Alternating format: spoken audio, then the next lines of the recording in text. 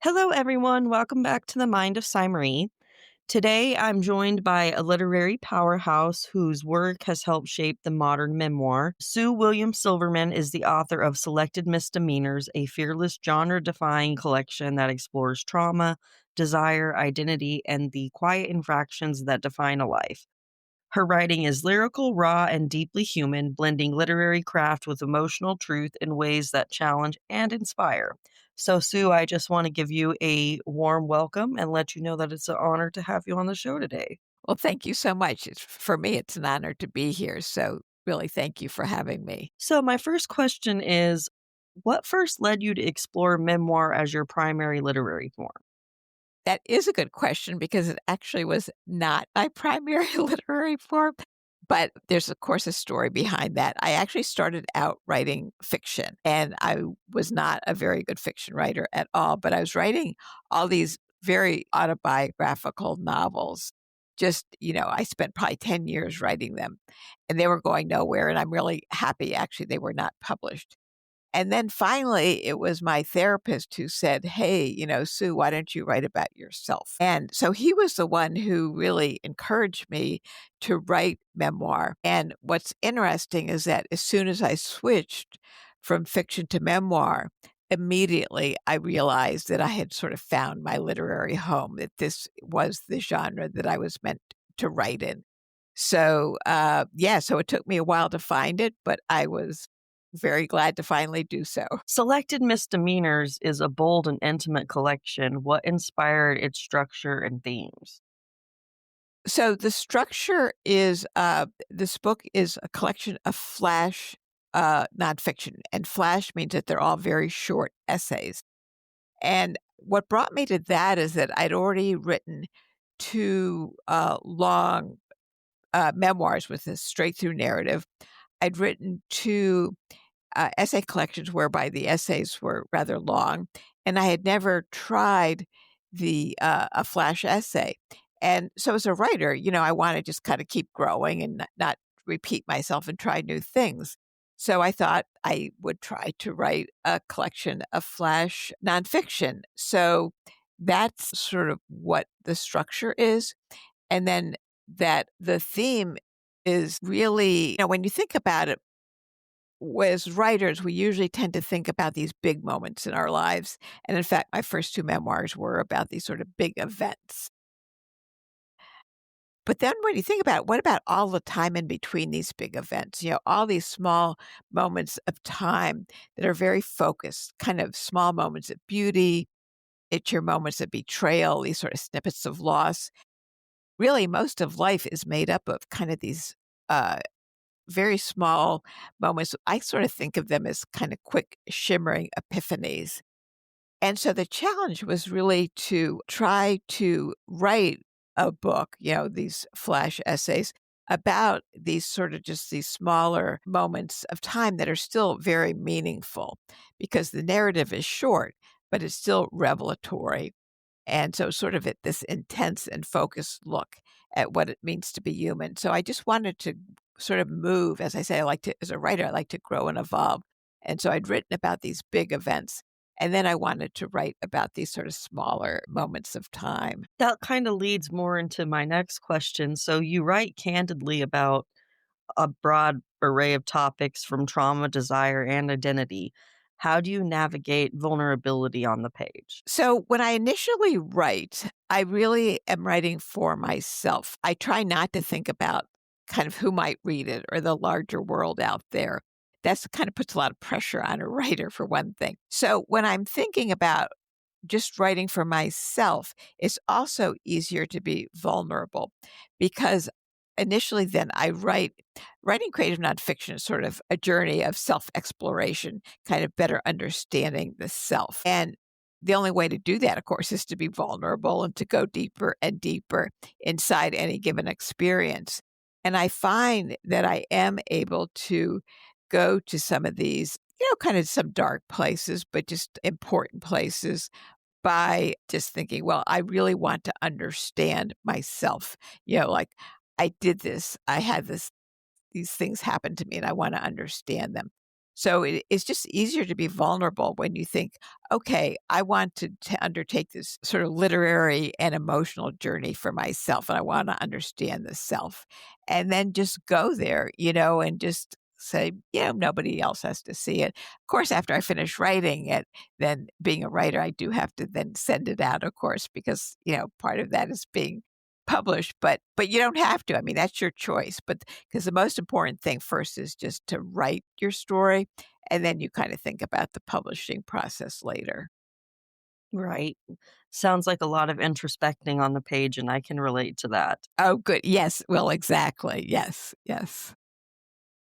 So, what role does genre blending play in your work, and how do you define lyric memoir? So there is some genre blending in selected misdemeanors in that I have 13 photograph essays in the book. And these photographs, they don't exactly speak to any one particular essay in that they really are essays unto themselves, and that each of these photographs has a title, and then there's the photograph, and then there's a 3 lines of text that follow it, which sort of speak to the photograph. And additionally, I have a series of kind of postcards that I, as the narrator, kind of write to my future self.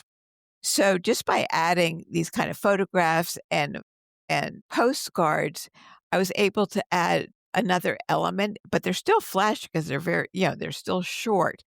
But I thought it was kind of a good way to add another dimension to the work. So it's not just one short essay after another.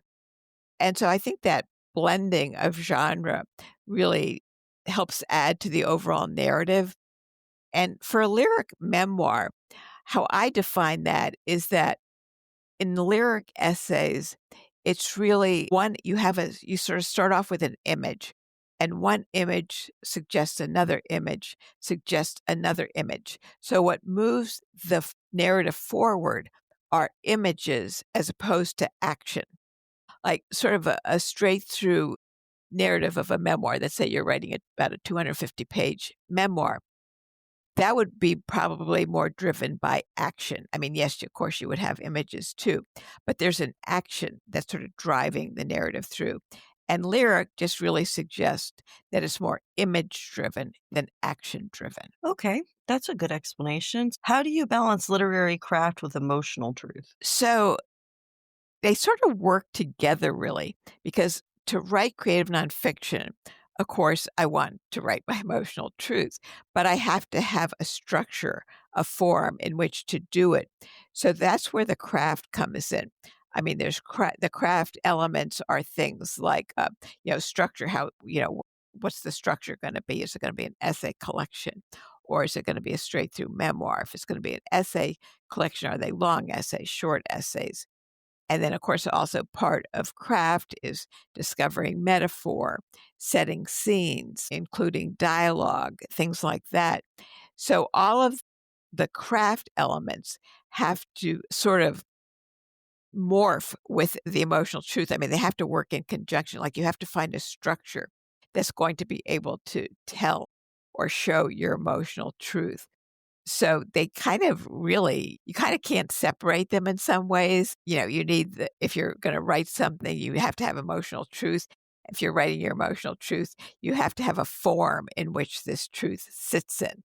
I mean, I think of structure kind of like as a home, like what kind of home are you going to build for these scenes that are going to be really your emotional truth. So they really work in conjunction with each other. And what was the most challenging essay or moment in the writing process of Selective Misdemeanors?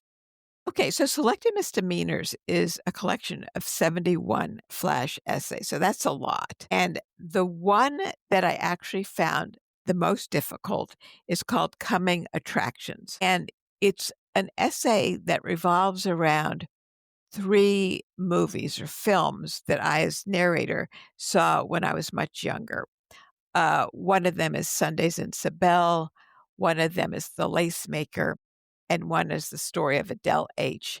Each of these movies has a heroine who is very emotionally sort of distraught, lost, trying to find herself. They're all 3 also revolve around love that's gone wrong, that's been not fulfilled, and the heroines of these 3 movies are just kind of lost. They fall in love with a man, and the relationship does not end well at all. And because of my own very sort of troubled childhood and adolescence, I identified with these 3 heroines. I mean, usually you think of identifying somebody who's this huge success or done something, like a superpower or something. But I, in fact, really identified with these 3 women who were rather emotionally broken because they really spoke to me, who I was. But the hard part about writing about them is that I couldn't just write like a plot summary for the 3 movies. So I had to really quickly kind of convey what each movie was about, but then focus more on how my life intersected with these fictional film characters. And that was very difficult to do, sort of finding that balance of, so I didn't want to bore the reader. Well, this movie's about blah, blah, blah, just that would be really boring. So how could I give just like a hint of what the movie was about while constantly juxtaposing my own life into the lives of these, fictional characters? Wow, I will have to look up those movies because that's Yeah, they're amazing movies, really. Actually, the story of Adele H is based on a true story. Adele H is Victor Hugo's daughter, and Victor Hugo is, the French novelist who wrote, Les Miserables. So he wrote, yeah, it was a novel, of course, before it became a movie or a play. So that Adele H is his daughter, so that was based on a true story, but she basically fell in love with this lieutenant who didn't want anything to do with her, and she sort of followed him around the world or something, or part of the world, just kind of trying to get him to love her, and he never did. So it's really sort of heartbreaking, but yet beautiful. that is truly I love those kind of, almost gothic haunting Yes, romances. I do too, I do too. Yeah, like the novel Jane Eyre and Wuthering Heights and stuff like Yeah. that. Yeah, I'm with you, I love them as well. So, how do you approach shame and secrecy in your storytelling off of those themes? Slowly. So, I mean, I mentioned at the beginning that I spent 10 years writing fiction, and it was autobiographical, but, I grew up in this, family where my father misloved me, and so I had a lot of shame about that. So, for 10 years writing these novels, I could sort of hide behind the veil of fiction. And finally, as I said, my therapist convinced me to write about myself, and I did. But in that first book, I never mentioned that I'd also had struggled with like this love addiction. And so, which is what my second book is about. So, so the first book, I finally got up the courage to write about this unhappy childhood. And then I finished that book, and sort of the world continued to turn. I survived it, everything ended well. And so then that actually gave me courage to say, okay, I wrote this first book. I got it out into the world and everything went, okay. People actually bought it and stuff like that. It got some good reviews and nobody thought less of me. So then I thought, well, now I think maybe I have the courage to write about this addiction. And which I really had a lot more shame about because with the addiction, I was an adult making really poor choices for myself, making really bad decisions. So I was able to sort of slowly, kind of book by book, kind of have more courage. And then realizing that, after each book was written and that, people reacted fine. I got nice letters from other people who read it. So the shame kind of ebbs over time, but it is a process. So, yeah. So, what do you hope readers take away from your exploration of the misdemeanors of everyday life? I think that it's important to know or to remember that, okay, we're all human. We all make mistakes. We all have our misdemeanors.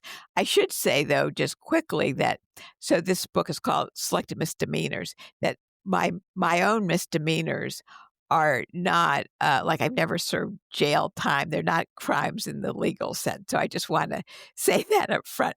There's nothing like that, no crimes, in any kinda legal way, but they're really emotional misdemeanors, and we're all gonna make these mistakes. I mean, that's what it is to be human. I mean, you're gonna make mistakes, we're not perfect. So, I guess what I would want people to take away would be aware of your misdemeanors and kind of embrace them in a way because you're really embracing your humanness. By embracing your misdemeanors, you are embracing your humanness. And if you are a writer and you want to write them, then it's could be really interesting to understand and learn from them. I mean, you can learn from your misdemeanors and mistakes without writing obviously. But if you are a writer and you do write about them, you can understand them sort of in a much deeper way. Like, what do they mean? What did I learn from them? So it's really, embrace them, make sense of them. Don't beat yourself up about them. Don't judge yourself. Just know that, okay, you're human. You made a mistake. Everybody else does as well. And to not shy away from them, really. So, how has your understanding of self evolved through memoir? It's evolved a lot because when I started, I really did not know who I was. I spent years being very lost, like not really understanding who I was. And of course, therapy helped that a lot. But by writing, I was really able to understand myself in a deeper way because, like in therapy, you don't really talk about metaphor, things like that you would, in literature.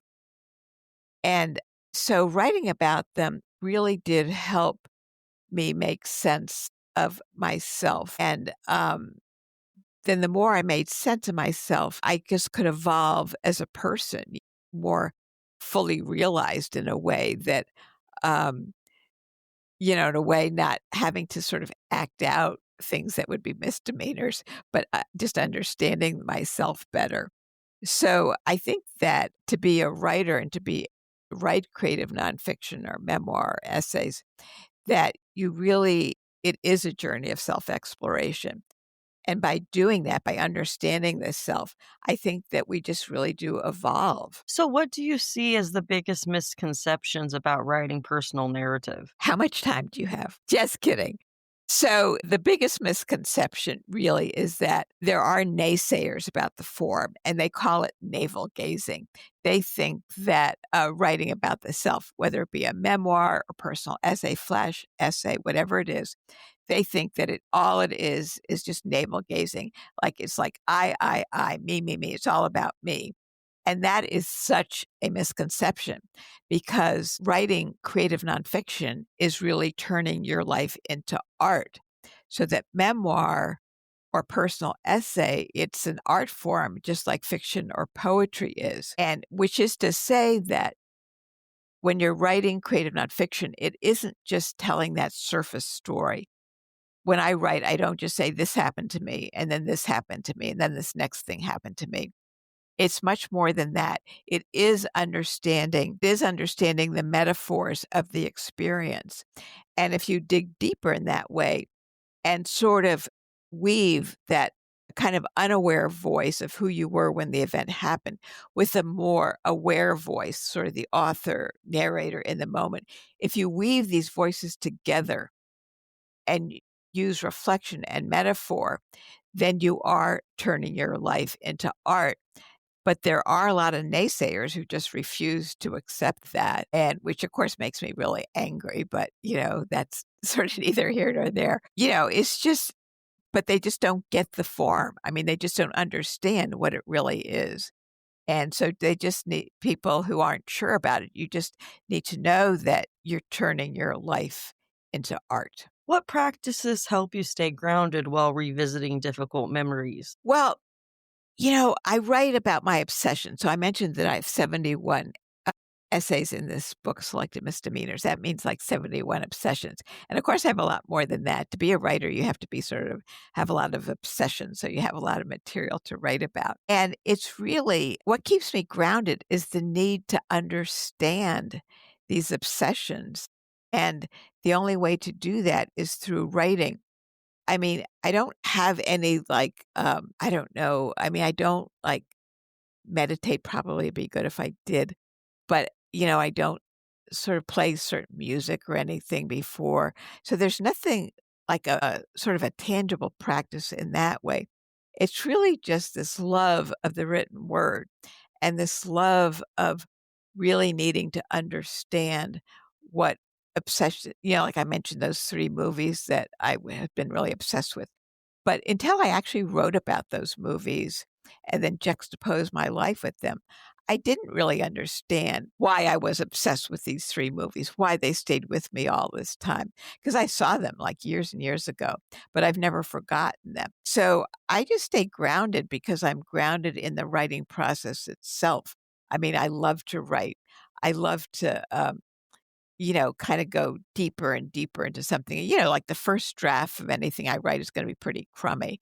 I mean, they're very messy and all of that. But then each draft gets cleaner and brings me closer and closer to my truth. So it's just that kind of that writing journey, that process is really what just keeps me grounded, just that need to know. Are you working on new writing right now or teaching projects that you'd like to share? Yeah, I'm actually not writing right now. This Selected Misdemeanors just came out a few weeks ago. But so I teach at this low residency MFA program. MFA is a Master in Fine Arts. And so I teach in this writing program that offers MFAs, and it's very nice. I was just made co-chair of the department, which makes me just really happy. And so, but there's a lot of work to do with it. So I'm spending a lot of time right now just learning my new job and teaching. Of course, I've taught there for quite a few years, and I've just been made program co-chair. So I'm spending time with my students, and as I say, learning about being a program co-chair of this writing program. And it's a really cool program. It's low residency, which means you just go to campus twice a year. And the rest of the time, every month, students send you their writing and you critique it and offer them feedback and stuff like that. So that's where my focus is right now. But I anticipate, in a few weeks or so, well, maybe a few months actually, I will start in another writing project. Well, congratulations on that. That is really amazing to hear. Thank you. Thank you. Yes, I'm very happy about it, actually. So, if you could sit down with any memoirist, living or gone, for a deep conversation, who would it be and why? That's like a really easy question for me because it absolutely would be Anne Frank, who wrote, of course, The Diary of Anne Frank. It's just, I mean, she was so young when she wrote it. And of course, she wrote it during the Holocaust. And it's so beautiful and it's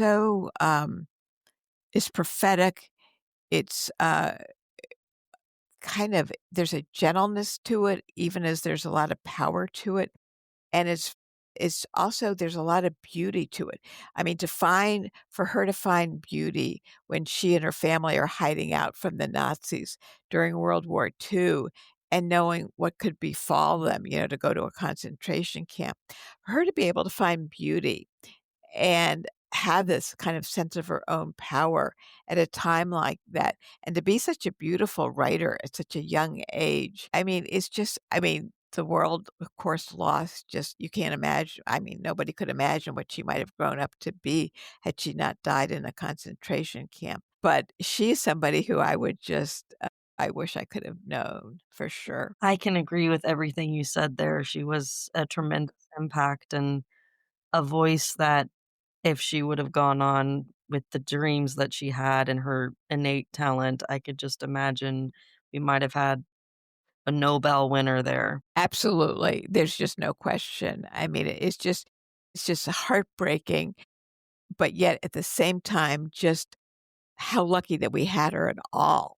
To have that voice at all, of course, is such a gift. So it's something that's both heartbreaking, but yet gives you sort of hope in the future as well. If she could see beauty during a time like that, then it kind of helps you go on with, whatever is troubling us now. Absolutely. So, what advice would you give to emerging writers who fear their stories are too messy or maybe too much? There's no such thing as too messy or too much. That is called life, and life is messy. And, as I said before, like creative nonfiction really is an opportunity to take this messiness and turn it into art. I mean, that's what creative nonfiction is taking life and turning it into art. And obviously, much of life is very messy. And to sort of have the courage that you're not going to offend anybody. People won't judge you. They really don't. Or if they do, so let them. It doesn't matter. You know that you're telling your truth, and there'll be enough people who believe in you. And so it's just to have the courage to tell those stories because if you don't tell your story, then nobody else is going to tell it. And it's kind of lost forever. And that's really sad. The the books that I write, I mean, so this book, Selected Misdemeanors, there's a lot of messy things that I wrote about. I mean, they're about, well, on the one hand, the overall theme of this book is sort of yearning for home, kind of capital H, a sense of belonging, a sense of safety. But that is kind of rubs up against these misdemeanors, which are my sort of transgressions and my miscalculations of love that sort of sabotage my efforts to find home. So, on the one hand, I'm searching for home. On the other hand, I have all these misdemeanors that do sabotage this effort. So there's a lot of messiness in that. One of the essays is about I was married at the time. My husband was out of town, and I was at this very seedy bar in Galveston, Texas on the Gulf Coast. And I was alone, but I had had just a bit too much to drink. And on the spur of the moment, I thought, oh, I think I'll get divorced. I mean, that's very messy and not a good time to make a big life decision, of course. And so, there's just messiness all over the place. But as I say, you should embrace your messiness because that's your opportunity to take that messiness and turn it into art, to understand what the messiness is, and to know that whatever your messiness is, somebody else has their own messiness, and we're sort of all in this mess together. So why not tell your story and share it with the world? Absolutely. Sue, thank you so much for joining me today on The Mind of Cy Marie. Obviously, your work reminds us that memoir isn't just about confession, it's about transformation, reclamation, and radical honesty. To everyone listening, Selected Misdemeanors is available now. Read it, reflect on it, and let it challenge the way you see your own story. Until next time, keep writing, keep feeling, and keep telling the truth that only you can tell.